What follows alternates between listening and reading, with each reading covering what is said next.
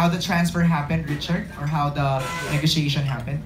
Yes, as we all know naman, I've been away from the limelight for for a while now, and I really chose that path. I needed that to grow as a person, as a man, to spend time with my kid and my family. I needed that time away. It helped me a lot. Now I'm back. Now I'm ready. I'm re-energized. I'm focused, and I know myself better now. So, perfect timing yung nangyari. I was on a vacation with my family when I heard the news. So the moment I got back from that vacation, I had to hit the gym right away. But yeah, the timing was perfect. Everything fell into place perfectly. I believe that it's a blessing. I believe that God wouldn't give me this blessing if He knew that I wasn't ready.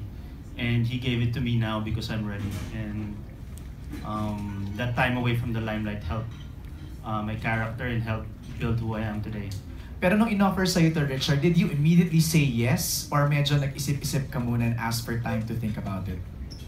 Well, initially, very vague kasi yung naging usapan. But when I read the script, I mean the storyline and the character description, I knew right away that this project was perfect.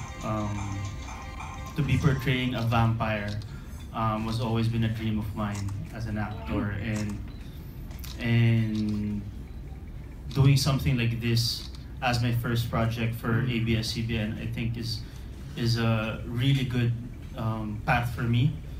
So when I read the character description and the storyline, sabi ko, ito, perfect, let's do it, I'm game. So yun, and then after that, nanganak yung offer, nagkaroon ng pelikula with Angel, so another blessing. Yeah. So I had to push the treadmill button harder, lift heavier, and prepare better. You look younger. Thank you. Manay. Bago